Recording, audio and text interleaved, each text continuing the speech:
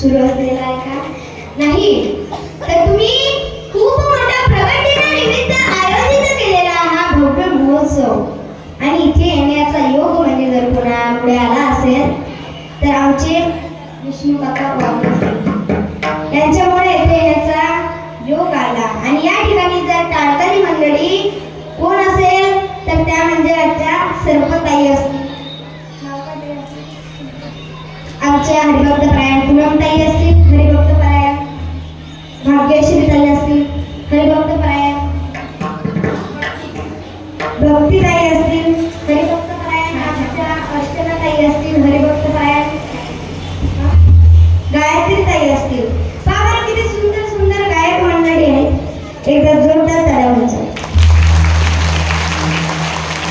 त्यानंतरच आमचे मृदंगाचार्य महाराज असतील ना,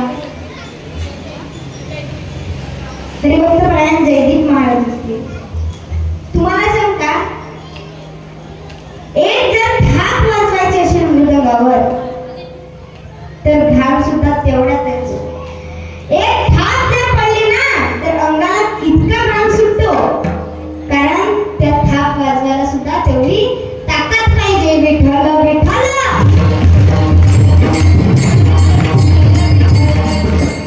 त्यानंतर एक छोटासा दादा कीर्तनाला उभा आहे, साईडला सुद्धा उभा आहे, हा एक उभा आहे. 2 मिनिटे उभे राहणार आहे. त्याला वाजवा जोरदार. त्यानंतरच आमचे युट्यूब वाले दादा असतील, हरिभक्त परायण महेश महाराज असतील. त्यानंतर या कीर्तनाचा मेन पॉइंट म्हणजे तुम्ही आपण. जर तुम्हीच जर कीर्तनाला आला नसते, तुम्हीच जर कीर्तनाला आले नसते तर मी कीर्तन कोणाला सांगितलं असतं. मग आमचे गजानन बाबा होतेच कीर्तन ऐकायला. विठ्ठल विठ्ठल.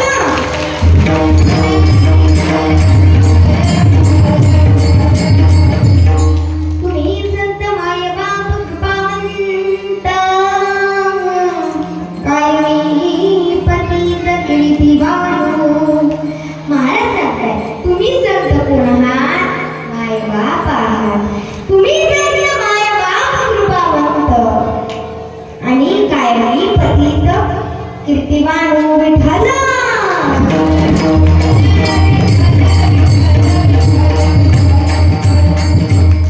कधी स्वर्ग बघितलाय का? स्वर्ग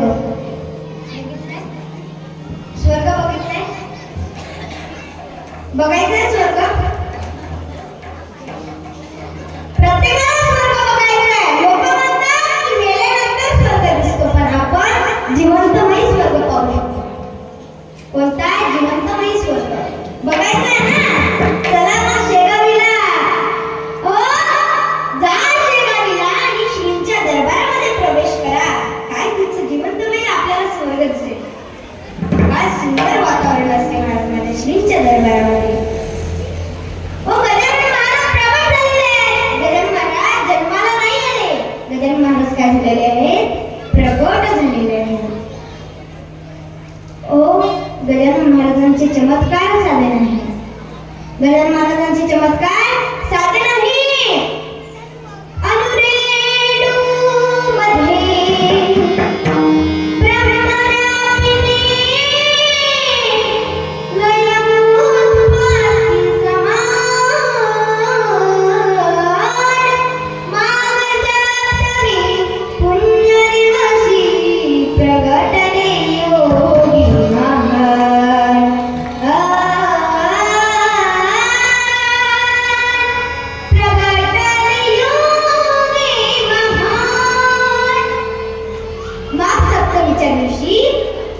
गजानन महाराज शेगावीला प्रगट झाले. त्याच्या अगोदर महाराजांनी 11 वर्ष कपिलधारा, त्र्यंबकेश्वरच्या इकडे कपिलधारा म्हणून एक गाव आहे, त्या कपिलधारामध्ये जाऊन 11 वर्ष साधना केली. आणि त्यानंतर येऊन शेगावीला प्रगट झाले. शेगावीला कुठे प्रगट झाले? हो, प्रगट झाले महाराज. हो, काय शेगावीचा भव्य महोत्सव. जाऊन पहा प्रगट दिनाला प्रत्येक घर सजवलेलं असते. मग विचार करा, तिचे घर जर सजवलेलं आहे तर महाराजांचं मंदिर किती सजलेलं असेल. विठ्ठल विठ्ठल.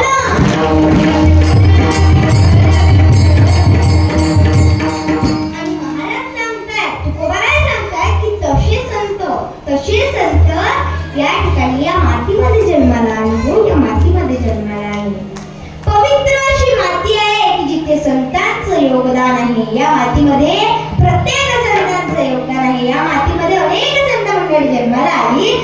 असलं, प्रत्येक संतांचा अधिकार मात्र वेगळा आहे आणि या मातीला म्हटलं जातं पवित्र ते गुण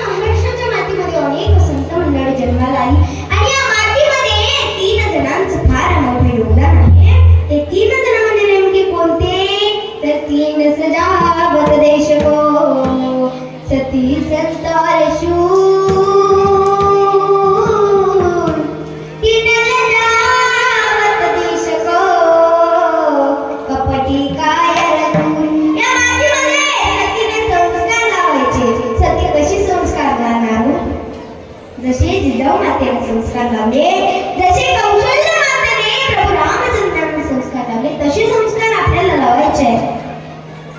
जसे आमच्या विष्णू महाराजांनी या मुलांना जसे संस्कार लावले तसे संस्कार लावायचे आहेत. पण आजकालच्या महिला, आजकालची सती कशी संस्कार लावणार? रोज 6 वाजले की टीव्ही पुढे बसते आणि तिकडून बिचारे आमचे काकाश्री थकून वगैरे येतात. थकून आले, वावरातून थकून येतात, शेतामधून थकून येतात आणि म्हणतात 1 कप चहा दिसेल का? बाई टीव्ही पुढे बसलेली असते सती माता. आणि त्यावेळेस ती सती आपल्या नवऱ्याकडे डोळे वटारून बघते, म्हणजे आता झालं की तुमचं, माझी सिरियल लागली नवऱ्याची बायको आणि तुम्हाला आताच कळलं काय महाराज? असे कसे काय संस्कार लागते ना? संस्कार लेकरांसाठी वेळ द्या, त्या वर्षाचे अशी सात्विक मुले जन्माला येतील. विठाला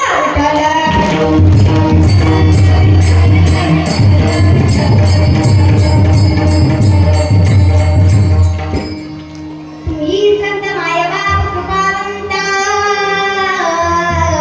संतांना मायबाप म्हटले नाही. मायबाप कोण आहे? पांडुरंग परमात्मा मायबाप आहे. आम्ही संतांना मानतो, देवाला बाप म्हणतो का? देवाला अहंकार सहन होतो, पण संतांना अहंकार सहन होतो. संत काय म्हणतात? अहंकार करायचा आहे बाबा, अहंकार कर, फक्त परमार्थात नको करू. या परमार्थात अहंकार कुठेच चालत नाही. तू काय कर? भक्तिभावाने देवाचे नाव घे. देवाचे नाव घेतल्याने काय होते हो? गीता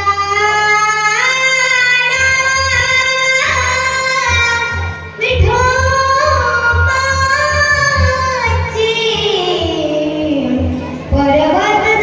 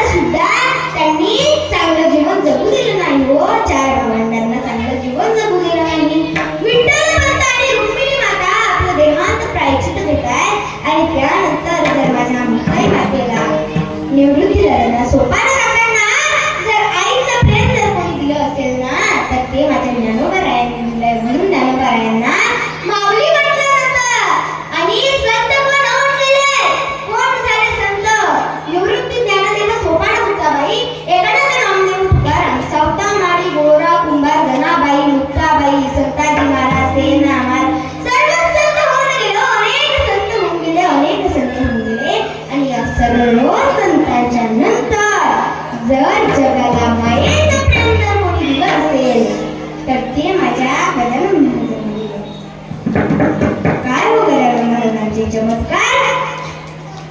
आमचे गुरुजी नेहमी एक वाक्य बोलतात. आमचे गुरुजी नेहमी एक वाक्य बोलतात की अरे ज्ञान दान करत जा. ज्ञान दिल्याने कधीच आपलं ज्ञान कमी होत नाही, ज्ञान वाढतं.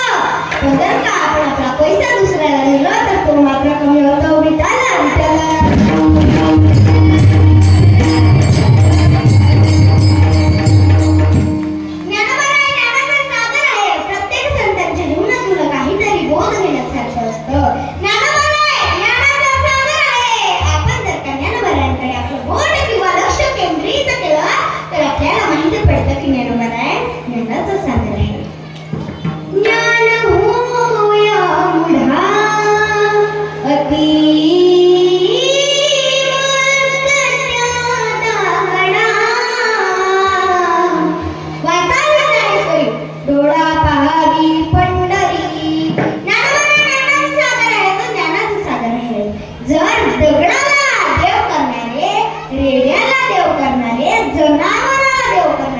देव कोणते असतील तर ते माझे ज्ञानदेव आहे.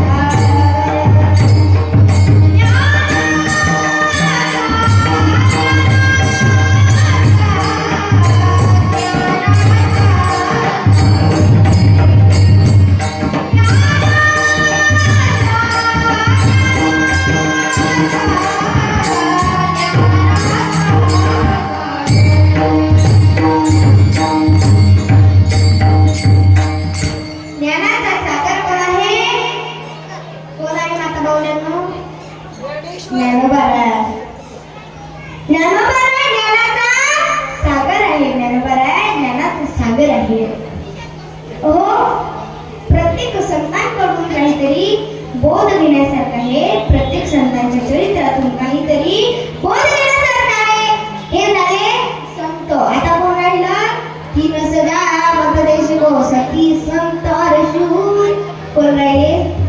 आता शूर राहिले. जे वीर शूर त्या ठिकाणी आपल्या डोळ्यामध्ये तेल घालून आपल्या छातीची ढाल करून रात्रंदिवस आपल्यासाठी आपले प्राण देतात. तो आपले प्राण देतात. म्हणून त्या वीरशूर जवानांना आपले घरचे चिठ्ठी वगैरे पाठवतात, फोन करतात. पण ती चिठ्ठी बघायला, फोन उचलायला त्यांच्याकडे वेळ नसतो. का? तर ते पूर्ण वेळ जो आहे तो आपल्या भारत मातेच्या सेवेमध्ये घालवतात. म्हणून त्यांच्याकडे आपला फोन उचलायला, चिठ्ठी बघायला वेळ नसते. हो महाराज, काय सुंदर वर्णन केलंय हो एका करून. जगदीश मेरी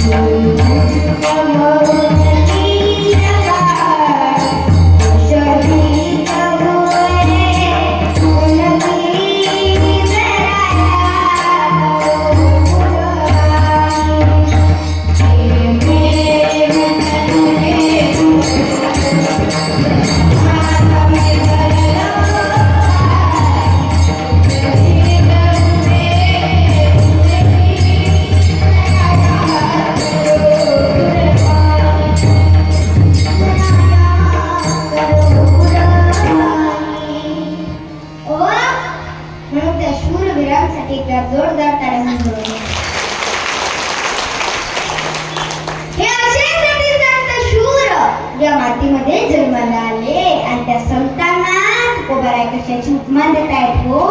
कशाची उपमा देत आहेत? तुम्ही संत माय बाप, तुम्ही संत काय माय बाप तुम्ही काय वापरलाय?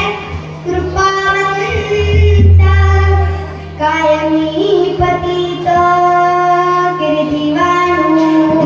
तुकोबाराय एवढे मोठे संत असून सुद्धा, एवढे फार मोठे संत असून सुद्धा स्वतःला काय म्हणतात? पतित म्हणतात. आणि मी तुमच्यासारख्या महान संतांची कीर्ती काय म्हणू? हेच म्हणत आपल्या अभंगाच्या प्रथम चरणात समजा. तुम्ही संत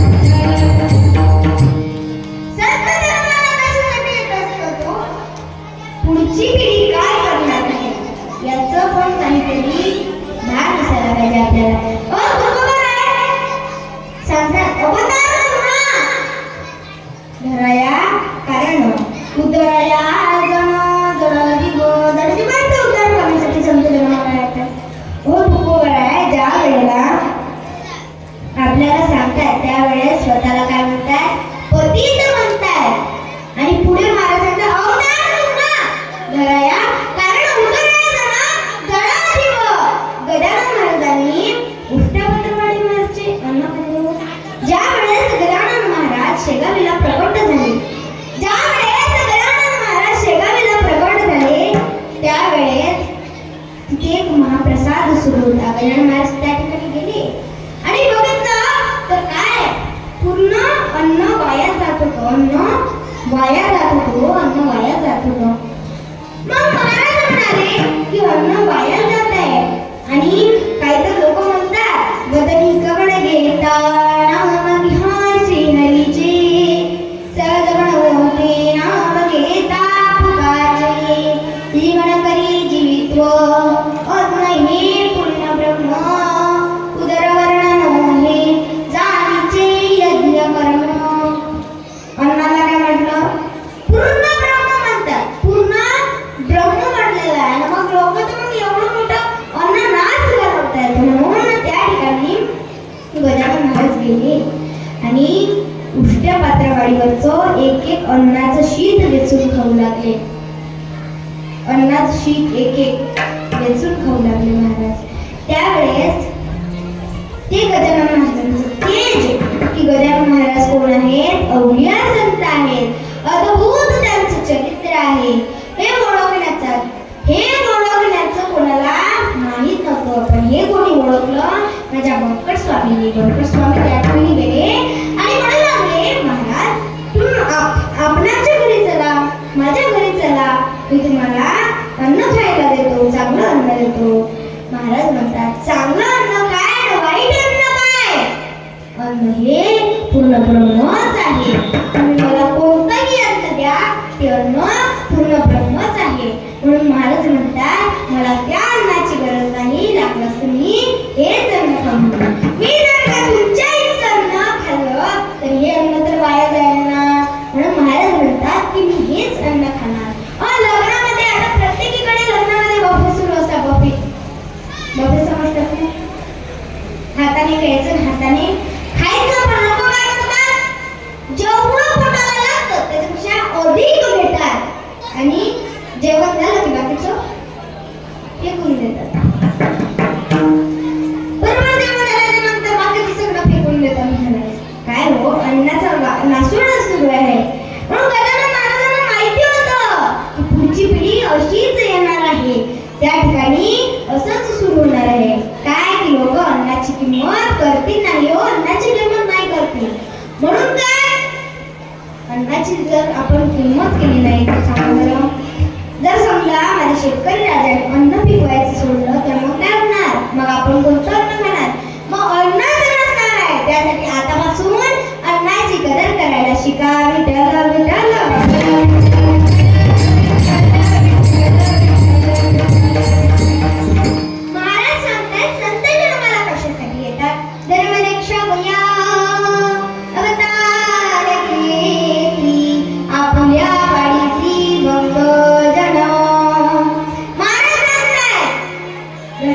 रक्षण करण्यासाठी संत जन्माला येतात. इकडे लक्ष द्या. विठ्ठल विठ्ठल.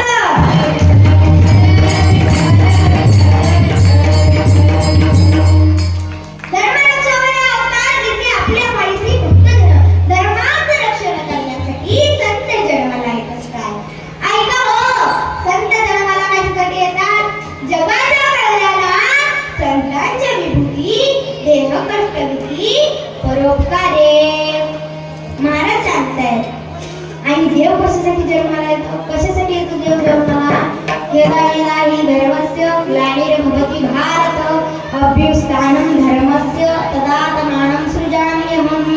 ज्या वेळेला धर्मावर ग्लानी येते त्या वेळेला देवाचं अवतार कार्य घेऊन पूर्ण करत असतो.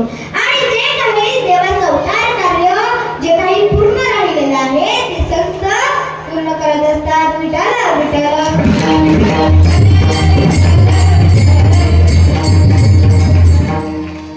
ऐका, महाराज सांगतात संतांचे उपकार आपण कधी फेडू शकणार नाही.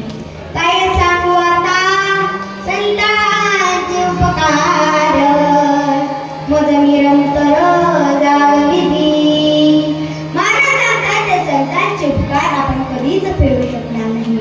म्हणून तुकोबारायांनी आपल्यासाठी एवढं मोठं गाथा लिहून ठेवलं आहे. ज्ञानोबारायांनी आपल्यासाठी ज्ञानेश्वरी लिहून ठेवली. भगवान परमात्म्याने आपल्यासाठी श्रीमद गीता लिहून ठेवली. म्हणून त्याचे गाथे ज्ञानेश्वरी किंवा श्रीमद भगवद्गीता कोणता तरी ग्रंथ माणसाने जीवनात वाचला पाहिजे. त्यावेळेस आपल्या जीवनाचा काय होतो? उद्धार होतो. विठ्ठल विठ्ठल.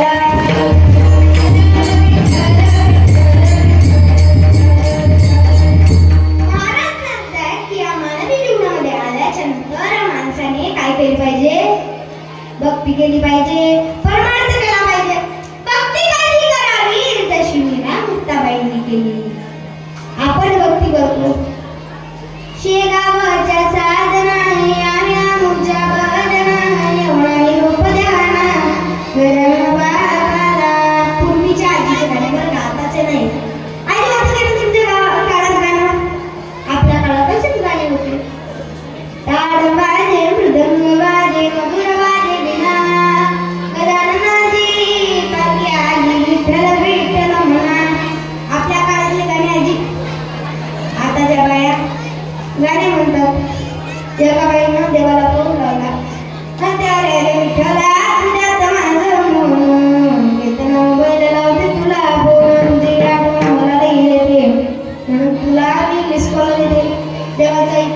माझा नंबर करले सेव तो कार्यक्रम आहे का तुमचा नंबर सेव्ह करते ऐका असे गाणे म्हणून काही उपयोग पडणार नाही आणि तुम्हाला जर देवाला फोन लावायचा असेल ना तर कीर्तन संपल्यानंतर माझ्याकडे नंबर आहे मी देऊन टाकेल तुम्हाला भेटायला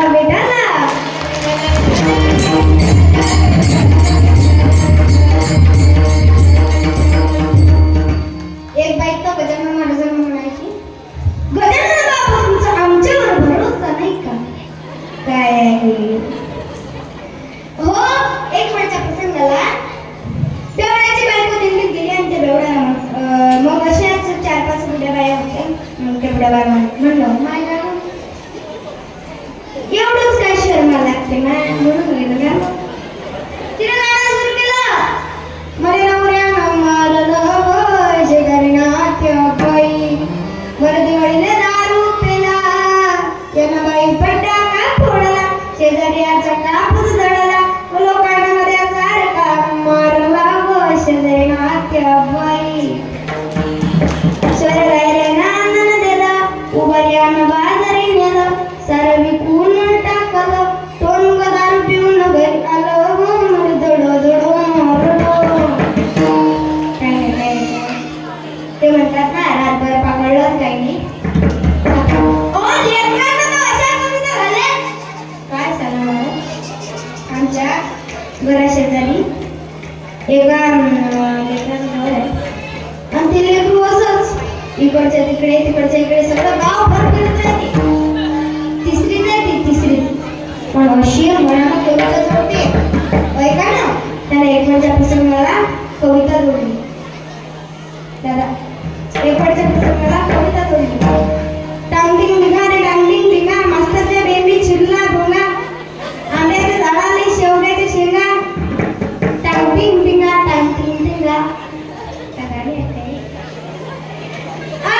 मग तो असंच गाणं म्हणत चाललं होतं टांगटिंग भिंगा गाणं म्हणत चालला मामी त्याला आय जेठा इकडे जेठाला मग जेठाला आला इकडे आम्ही असंच सगळे गोट्यावर बसलेलो होतो आम्ही खेळत होतो अरे गाणं म्हणता लय दिवस झालं गड्या तुझं गाणंच ऐकलं नाही त्यानं गाणं म्हटलं आई बाई नवराची मोटार टकन इच्छा टाकाले टायर त्यात बसला डायवर मागून आला कंडक्टर काय गाणी अशी शिकवतात का सर अशी शिकवतात का नाही हो संतांनी जे ओव्या वगैरे लिहून ठेवल्या ते लिहून म्हणा आता पोरीच्या कविता एका पोरीचं लग्न होतं आणि काही दिवसांनी तिचं लग्न झालं आणि मग तिने एक कविता जोडली तिच्या मनाला वटाना फुटाना शेंगाना काळेगाव टाकलं किती उठाना गेले बाई उसाच्या मळ्यात आणल्या बाई पापुड्या धरून दिल्या बाई नवऱ्याला करून घेतल्या बाई नवऱ्याला भाऊन गेला बाई नवरा मरून आता काय करतात घेते बाई दुसरा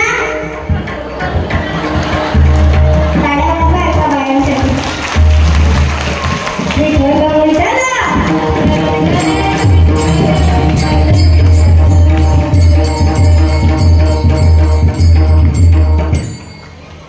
भक्ती करा त्याची मीरा मुक्ताबाईंनी केली हो काय ओव्या म्हणायच्या होत्या काळात काय ओव्या असायच्या पण आताच्या ओव्या आता ओव्या नाही मनानच गाणं जोडतात एक तर बाई अशी म्हणे पहिले संता एक सांगतो संता किती सुंदर गाणं म्हणायचे पहिली माझी ओवी काय सुंदर गाणं आणि आताचे गाणे ऐका एक बाई गाणं म्हणायचं माझ्या पहाटेच्या पारामध्ये पहाटेच्या गोपारामध्ये जात वाजव मंगा उठ रे तू गोधड्या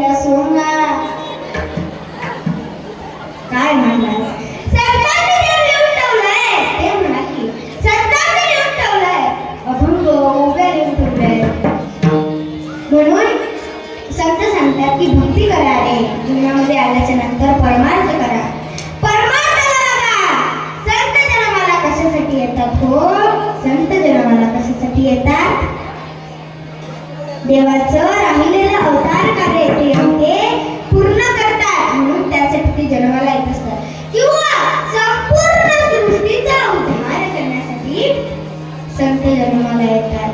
आता गजानन बाबा हो, गजानन बाबांना सर्व माऊली माऊली म्हणतात.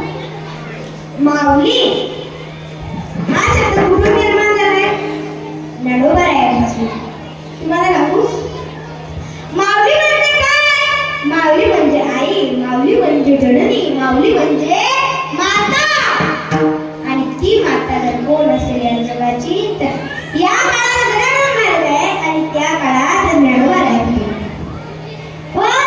काय ते संतांचे चमत्कार! जो चमत्कार करतो तो संत असतो का? नाही. जो चमत्कार करतो तो संत नाही. ज्याच्या चरित्रातून, माझं वाक्य लिहून ठेवलं तरी चालेल, ज्यांच्या चरित्रातून काहीतरी बोध घेण्यासारखं आहे त्यांना संत म्हणतात.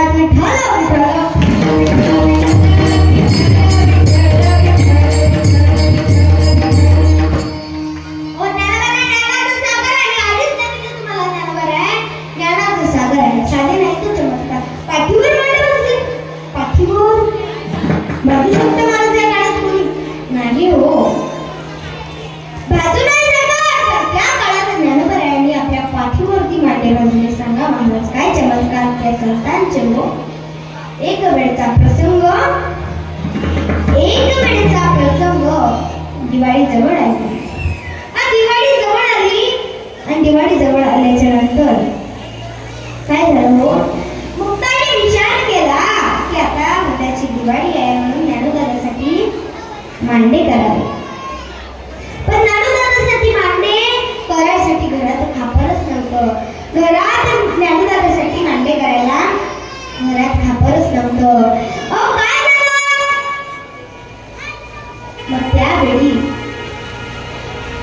त्यावेळी माझी मुक्ताई खापर आणण्यासाठी कुंभारवाड्यात आली. कुंभारवाड्यात माझी मुक्ताई आली आणि कुंभारे काकूंना आवाज देऊ लागली. कुंभारे काकू, ओ कुंभारे काकू. कुंभारे काकू बाहेर आल्या. कुंभारे काकू म्हणाल्या, मुक्ता अगं खूप दिवसांनी भेटलीस ग, कुठे गेली होतीस इतक्या दिवस? मुक्ताई म्हणाली, काकू अहो उद्याची दिवाळी आहे ना, मग मी विचार केलाय की ज्ञानोदारासाठी मांडे करावे, ज्ञानोदारासाठी मांडे करावे म्हणून खापर आणण्यासाठी आले होते काकू. मग त्यावेळेस काकू म्हणाल्या, बरं मी शोधते आता घरात खापर असेल तर. काकू घरात गेल्या, शोधलं इकडे तिकडे, एक खापर दिसलं आणि ते खापर आणलं. खापर आणलं आणि मुक्ताईच्या हातात दिलं. वेगळी मुक्ता खापर. पण काय हो, मुक्ताईने हातात खापर घ्यावं आणि ज्या वेळेला मुक्ताई घरी परतत त्या वेळेला विसोबा खेचर आले आणि माझ्या मुक्ताईच्या हातातील खापर घेतलं.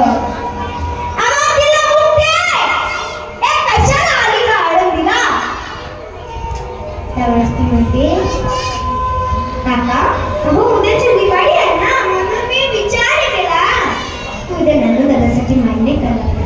ज्ञानोदारासाठी कसं मांडे करायचं हो, म्हणून मी खापर आणण्यासाठी कुंभारवाड्यात आले.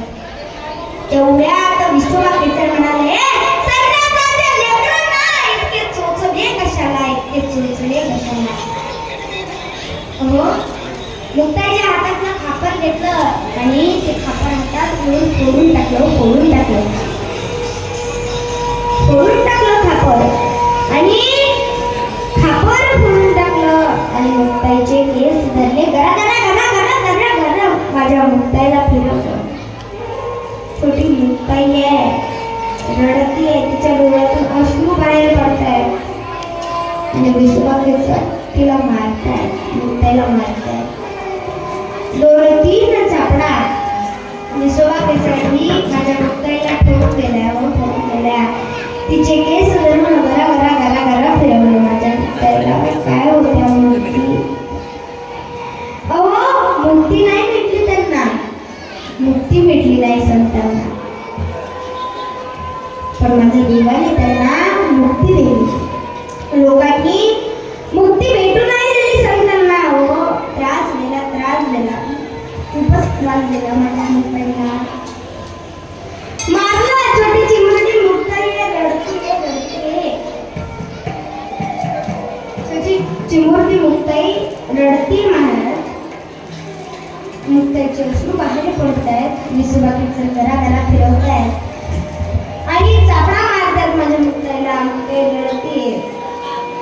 त्यावेळेस माझी मुक्ताई घरी आली.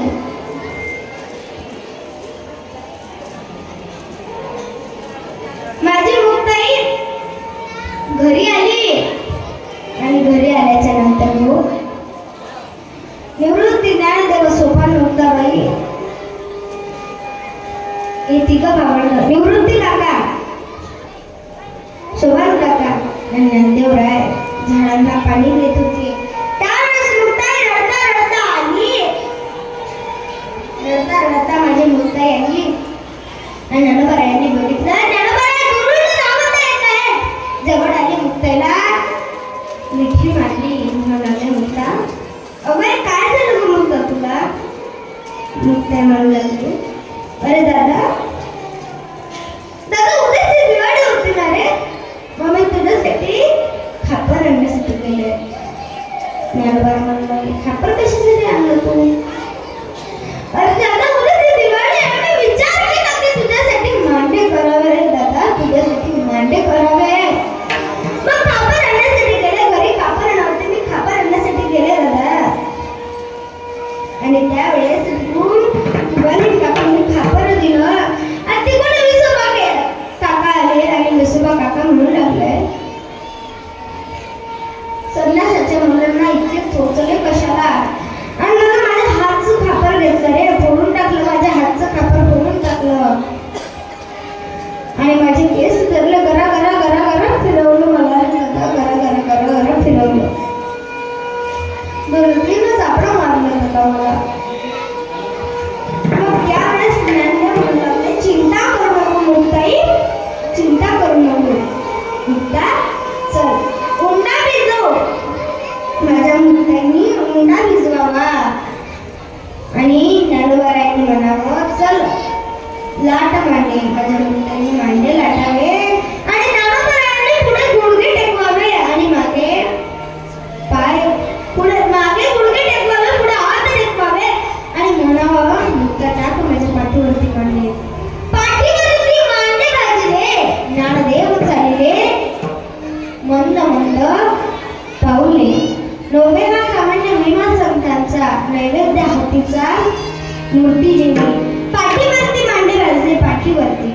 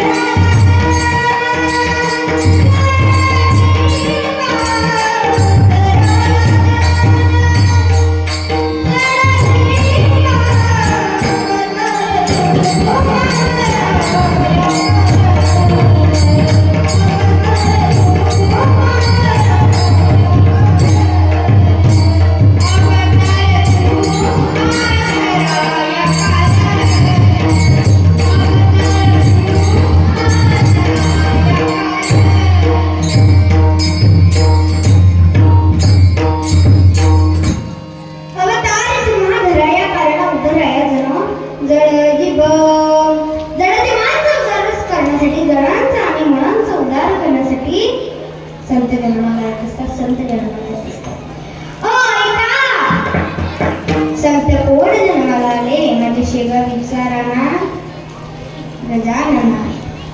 ओ गजानन बाबा, लोकांनी त्रास दिला.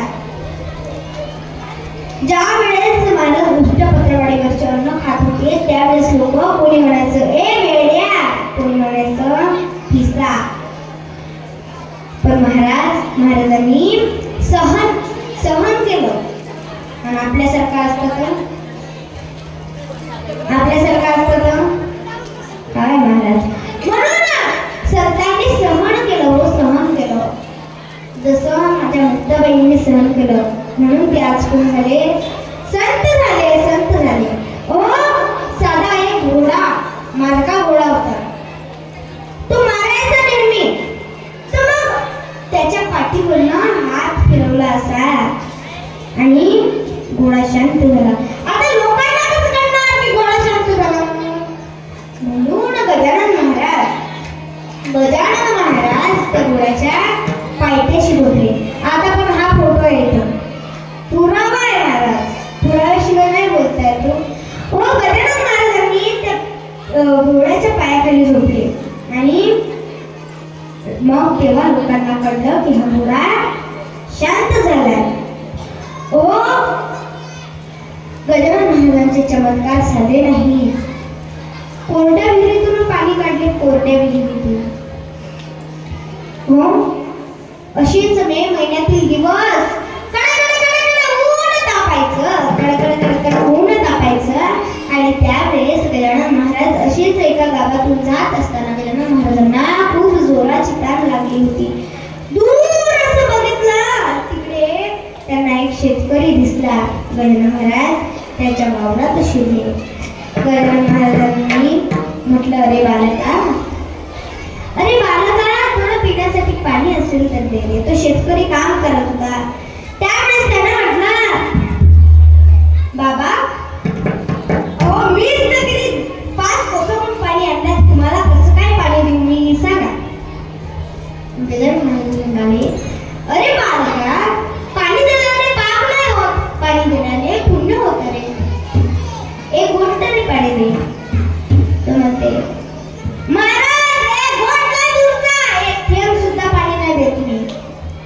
महाराजांनी इकडे तिकडे बघितलं आणि दूर अशी विहीर दिसली. त्या विहिरीजवळ महाराज गेले आणि जात असताना भास्कर पाटलाने आवाज दिला, ए बेड्या, ती विहीर कोरडी आहे, त्याच्यातून काय पाणी पिशील तू? एक थेंब पाणी नाही त्याच्यात. महाराज त्या विहिरी जवळ गेले. महाराजांनी सहन केलं, बोलणे सहन केले.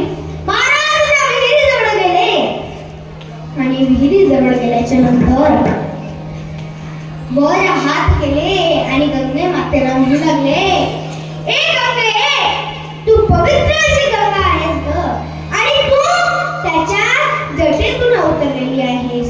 मग प्रत्येकीकडे तुझं जल पसरव की, प्रत्येकीकडे तुझं जल टाक माते, प्रत्येकीकडे तुझं जल पसरव. या तहानलेल्याची तहान भागव माते, तहान देण्याची तहान भागव. त्यावेळेस त्या विहिरीला, कोरड्या विहिरीला पाणी नव्हतं आणि त्यातून असे झरे निघायला सुरुवात झाली आणि त्यातून एका क्षणात विहीर भरली. महाराजांची टाळी टाळी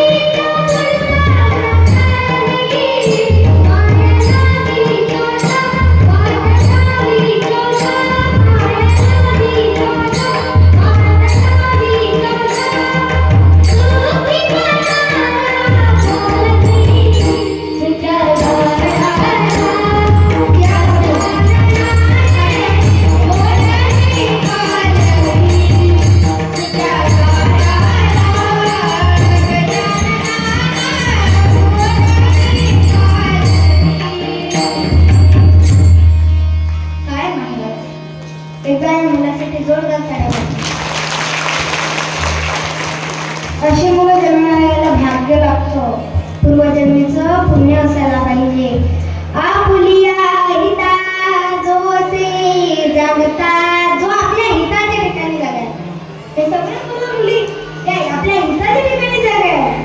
धन्य माता पिता तयाची महाराज त्याच्या माता पित्यांना धन्यता देतात. काय धन्य आहे महाराजांचे महाराज. अशी मुलं जन्माला येण्यासाठी पुण्यच करावं लागतं. ऐका, त्यावेळेस गजानन महाराजांनी ती विहीर पूर्ण पाण्याने भरून आणली आणि पूर्ण पाण्याने भरून आणल्याच्या नंतर विहिरीला पाणी आले आणि त्यावेळेस बगडला भास्कर पाटील जवळ आला आणि महाराजांना म्हणू लागले, महाराज क्षमा करा, महाराज महाराज क्षमा करा, क्षमा करा. काय गजानन महाराजांचे चमत्कार मी आधी सांगितलं तुम्हाला. जो चमत्कार करतो तो संत नसतो, ज्याच्या चरित्रातून काहीतरी बोध घेण्यासारखा आहे तो कोण असतो? संत असतो. जरा एकदा सर्वांनी आठवण करा.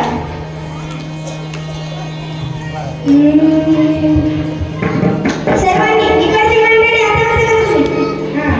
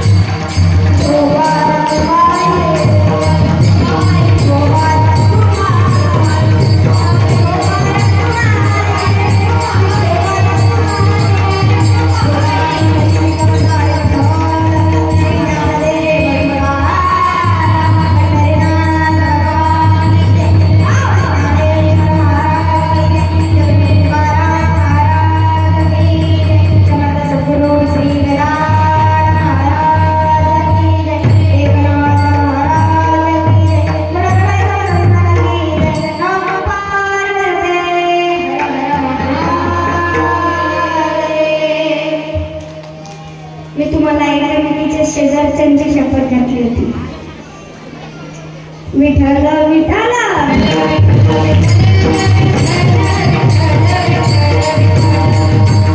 कसं वाटलं नावा चिंतन करून?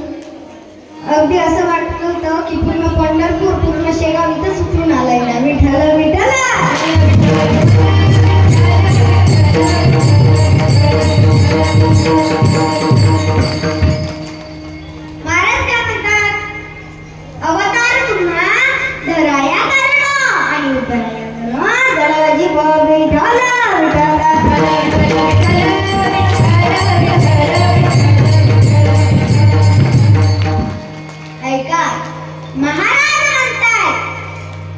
अवतार तुम्हा धराया कारण आणि उद्धरायाचं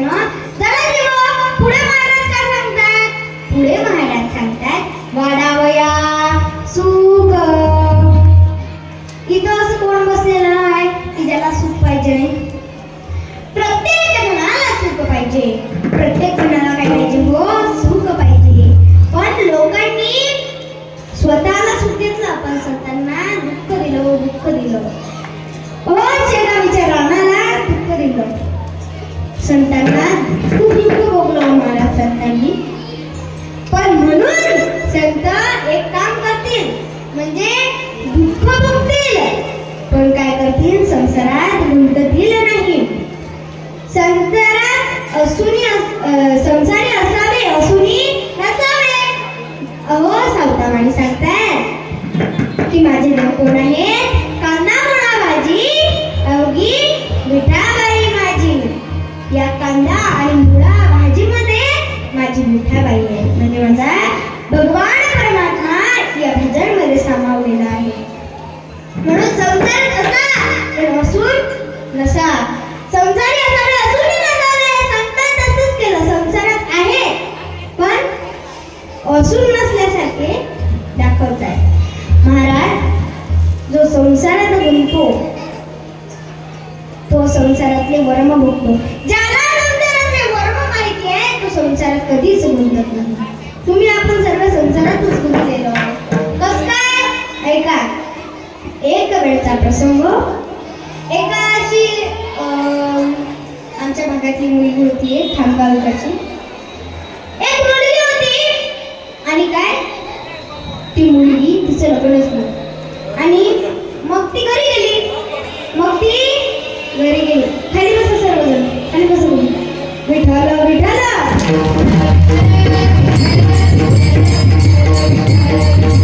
मग त्या मुलीचं नवीन लग्न झालं आणि जवळ आला अधिक महिना जवळ आला महाराज. आणि मग अधिक महिन्यात लोक जातात की नाही सासरवाडीला. मग तिच्या आईने म्हटलं, बाई आता तुझ्या घरचा पाहुणा येईल. मग तुझ्या घरच्या पाहुण्याला काय आवडते? आई त्याला ना बासंती लय आवडते. ते म्हणे बरं काय बासंती करतो. बाईने आणलं ना 15 लिटर दूध. ध्यानात ठेवलं, मी विचारीन तुम्हाला किती लिटर? 15 लिटर. हा बोलत जा अशा मुली कारण ते ऐका. मग बाईने आणलं 15 लिटर दूध आणलं आणि मग बासंती घोटायचा कार्यक्रम सुरू केला. मस्त त्याला किसमिस टाकणं सगळं सुरू, घोटणं सुरू, दूध घोटणं. आणि मग सासरवाडी येण्यासाठी सर्वांना जबरदस्त बसला. ऐका.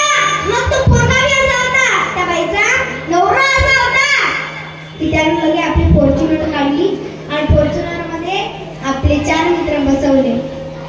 3 मागे आणि 1 इकडून बसला. लगे पट्ट्या गाडी चालवायला केली. गाडी स्टार्ट. आले सासरवाडीले, उतरले खामगावात. उतरले आणि मग काय झालं? उतरल्याच्या नंतर तिथं मस्त सर्वीकडे राम राम राम राम राम.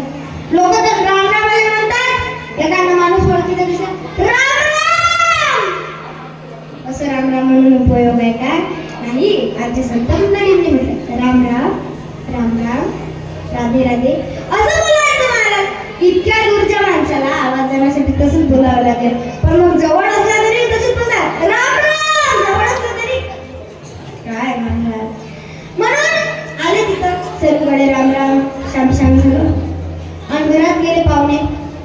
मग याने विचारलं, अहो बाई कल्पना मामी नाही दिसत.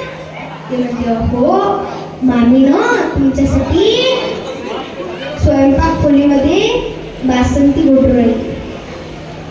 मग ते म्हणे, बाप्पा बासंती बनवली का लगे? नवऱ्याची काळजी करायला नाही लागली काय? मग हा म्हणे की थांबा आता मामीने पाहिजे.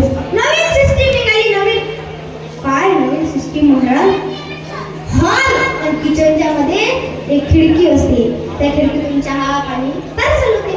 पण मग महाराज जसा खिडकीतून बघायची असेच दिवस होते महाराज. उन्हाळ्यात आणि मामीला होत होती सर्दी. त्या खिडकीतून बघायची आणि मामी अशी घ्यायची आणि यानं असं बघितलं. मामीला आली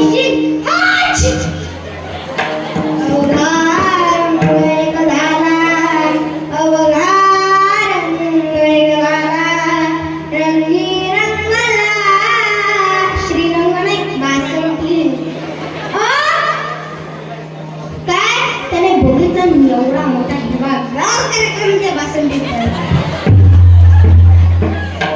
मी प्रश्न विचारला होता तुम्हाला, बाईला किती लिटर दूध आणलं होतं? ध्यानात आहे का? 15 लिटर दूध आणलं.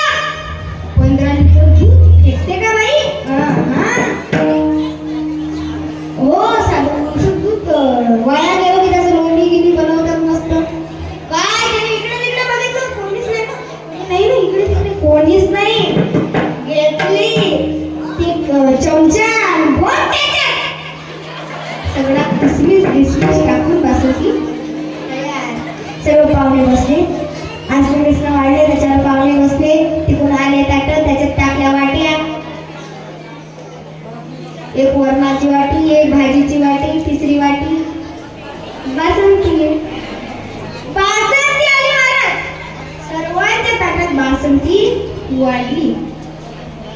जेवणाला सुरुवात झाली. त्या पोट्टेनं त्या म्हणजे जे पोरं होती त्यानं झालं आणि मग केलं जेवण सुरू. जसे जेवण सुरू झाले तेव्हापासून यानं काही बासंतीला हात बी नाही लावला. इकडे इकून दोन बसलेले होते आणि इकून दोन बसलेले, मधात पठ्ठ्या बसलेला होता. इकून जे दोन बसलेले होते, इकून जे दोन बसलेले होते, त्यांनी केल्या वाट्याच्या वाट्या. आली बसंती की हाणली बसंती, आणली बासंती की हाणली बासंती. काय मला तुम्हाला सांगू ते काऊन खात होते तसं, काऊन गोड खारट लागत जाय ना ते,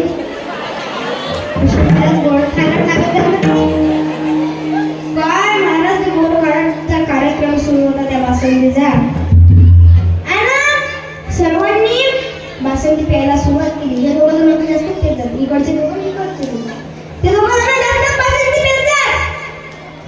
मग याच्या जवळ जे अशी दोन बसले होती त्यांना बासंती पिली तर हा दिलं पोट त्याचे. ठेवू नको, अरे ठेवू नको,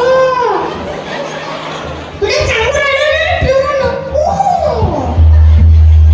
काय बोलत होतं ते. आणि मग हा म्हणे अरे बा सासरवाडीला आणलं जसं तुपाला बासंती तर पिऊ दे आता, मस्त लावणारी बाते गोड खाणं. तसं मी सांगितलं बरं जा. बासंती पिण्याचा कार्यक्रम सुरू आणि हाताला पोटात दोयाने फुंके मारले. त्याच्या तिकडचे जे दोघं होते त्याचं ते सुरू, आणली वाटी की हाणली वाटी, आणली वाटी की हाणली वाटी. तोच कार्यक्रम सुरू. आणि मग मामीचं लक्ष केलं कोणा इकडे, जवळकडे. मामीचं लक्ष दिलं. त्याने विचारलं काऊ बाई कल्पना, काऊ बाई कल्पना कुठे मला स्थितीला नवऱ्याला बासंती लय आवडते. हा बो आता बासंतीला काय हात बी नाही लावत हो. ते म्हणे आई आता मागच्या महिन्यात अधिक महिना झाला, मग आपण अधिक महिन्यात त्याला काहीच केलं नाही ना, म्हणून रागा भरली असली ती, म्हणून काही बासंती पियत नसती. मामीच्या हातात एक बांगडी 50 ग्रॅमची, दोन बांगड्या 100 ग्रॅमच्या. आणि मामी जवळ आली. सोन्याच्या बांगड्या होते. मामी म्हणे जवळ बापू यावेळेस अधिक महिना झाला, आम्ही तुम्हाला काहीच करू शकलो नाही, आम्ही तुम्हाला काहीच करू शकलो नाही. माझ्या हातात एक बांगडी 50 ग्रॅमची आहे, दोन बांगड्या 100 ग्रॅमच्या. एवढं सोनं महाग झालं आता. आणि ह्या दोन्ही बांगड्या तुमच्या ताटाने वडवून लावतो तरी बासंती प्या. पुऱ्या तिजोरीतलं जरी सोनं आणून टाकलं तरी बासंती येत नाही. मग साला आला. साला म्हणते जिजू माझ्यावर 60 एकर जमीन आहे, 60 एकर जमीन आहे, 20 एकर मोठ्या बहिणीच्या नावावर, 20 एकर नायना बहिणीच्या नावावर आणि 20 एकर माया नावावर आहे. जे माया नावावर 20 एकर आहे ते पुरं तुमच्या नावावर करतो तरी बासंती प्या. हा म्हणते अरे येड्या, तुला जरी पुरी जमीन मायावर नाव केली, अटूट टटूट पुरी जेवढी जमीन असेल सगळी A to Z तेवढी जरी जमीन माझ्या नावावर केली तरी मी बासंती येत नाही. मग सासरे बोलले, सासरे बोलले जवळ बापू एवढा मोठ्या 60 खेळात माझी इज्जत आहे, माझी इज्जत गमावू नका. माझ्या बायकोच्या म्हटलं ऐका, माया पोराच्या म्हटलं ऐका, बासंती प्या. हा म्हणते मामा आज बासंती प्यायचा योग नाही, मामा आज बासंती प्यायचा योग नाही. पुरुष मंडळ तुमच्यासाठी एक प्रश्न आहे की सासरवाडीत सर्वात प्रिय गोष्ट कोणती, सांगा ना, सांगा आवाज. सासरवाडीत सर्वात प्रिय गोष्ट कोणती? साली. वा क्या बात है. मग साली आणि साली म्हणते जिजू तुम्हाला आपल्या प्रेमाची शपथ, जिजू तुम्हाला आपल्या प्रेमाची शपथ, 2 गोट तरी बासंती घ्या. तो काय म्हणते आपलं प्रेम गेला चुऱ्यात आणि तुझा रागात तरी बासंती पेत नाही. आता कोण राहिलं नवरीच्या इकडचं, कल्पना राहिली ना. आली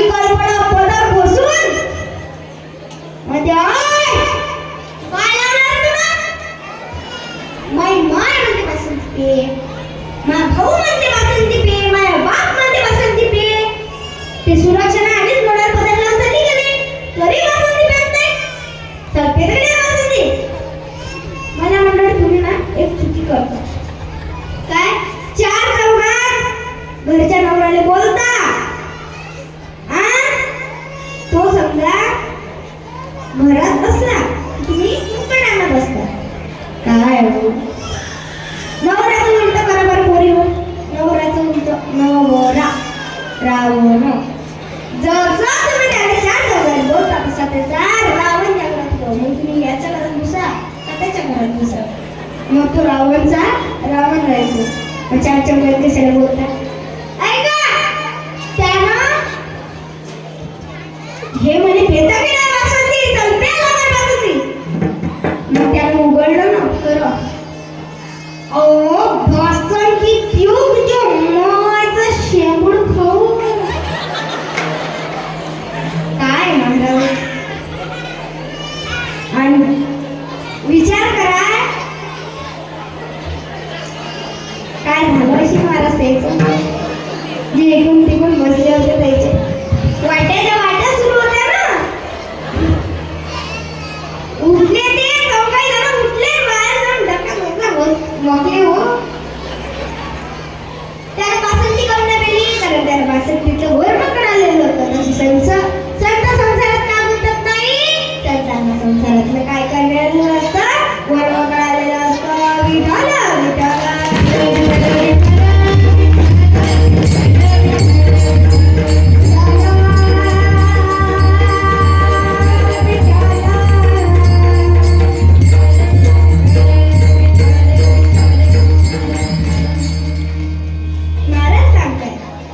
संसारात गुंतत नाही. प्रत्येकाला सुख पाहिजे. मला सांगतो वाळावया सुख, भक्ती, भाव, धर्म. भाव कसा असावा जसा संतांचा भाव होता हो. आपला भाव काय करण्याचा महाराज, कारण भावाशिवाय परमार्थात कुठलीही क्रिया घडत नाही. आपला भाव नाही, मनातला भाव नाही तर म्हणतात आपला भाव. भाव आणि भाव वेगळा आहे. तो भाऊ आहे, हा भाव आहे.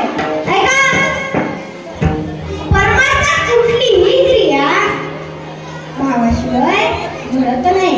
भाव विना देव नकडे संदेह, गुरु विना अनुभव कैसा पडेले.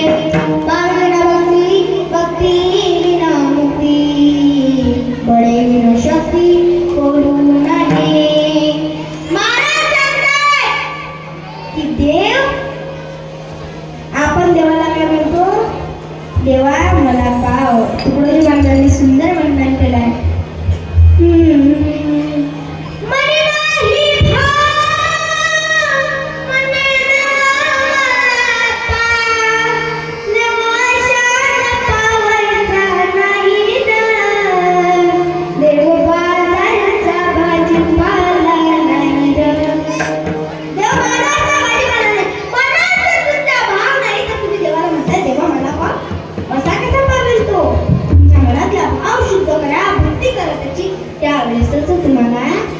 देव पाहिजे हो महाराज. भोले बाबा तर इतके भोले आहेत, इतके भोले आहेत की तुम्ही त्यांना त्यांचं नामस्मरण करा फक्त, तुम्हाला पावल्याशिवाय राहणार नाही. ऐका भोले बाबांची भक्ती कशी आहे. दीवाना तेरा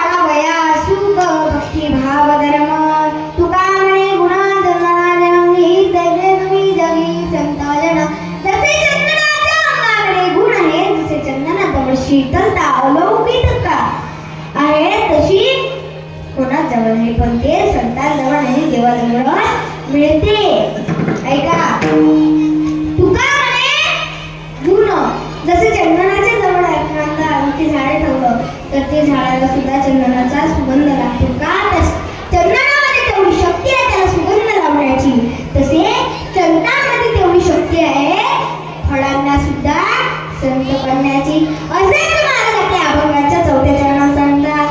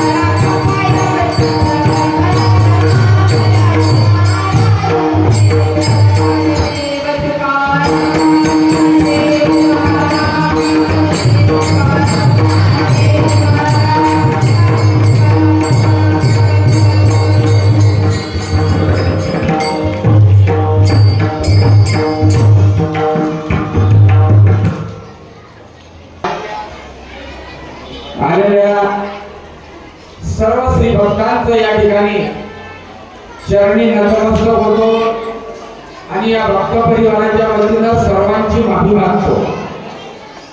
तुम्ही म्हणाल माफी कशी? बरोबर आम्हाला कल्पना होती की आज आपल्या या भक्त निवासला एवढे मोठे वारकरी एवढे मोठे श्री भक्त येतील, आम्ही मंडपाची व्यवस्था करू शकलो नाही. त्याबद्दल सर्वांची पुरेशी माफी माग. सर्वांनी पाहिलेला गेल्या 1 जानेवारी पासून तर आज 7 फेब्रुवारी पर्यंत आजची 8 तारीख आहे. या तारखेपर्यंत 1 महिना 8 दिवसाच्या कालावधीमध्ये या ठिकाणी 29,000 लोक आपल्याबरोबर अन्नदान देऊन गेलेले आहेत. 29,000 वारकऱ्यांना या ठिकाणी आपण या भक्त परिवाराच्या माध्यमातून या ठिकाणी सेवा केली. आमच्या या भक्त परिवाराच्या संधीला असणाऱ्या आमच्या मायमावल्या सर्व सेवाधारी महिला मंडळी, त्यानंतर आमचे सेवाधारी मंडळी यांनी अहोरात्र या ठिकाणी गाडी जर आली त्या वारकऱ्यांना काय आम्हाला असं वाटत होतं की गजानन महाराज आपली कसोटी तरी पाहू नये. आम्ही दिवसभर थकून जायचं, रात्री 9-10 वाजता गाडी यायची. आल्यानंतर म्हटलं म्हणजे माऊली आमची व्यवस्था आहे ना भोजनाची. त्यावेळेस सुद्धा आम्ही एकही वारकरी तुमच्या सर्वांच्या आशीर्वादानं एकही वारकरी बिना भोकेला या ठिकाणून गेला नाही आणि याच्यानंतर सुद्धा जाणार नाही. म्हणून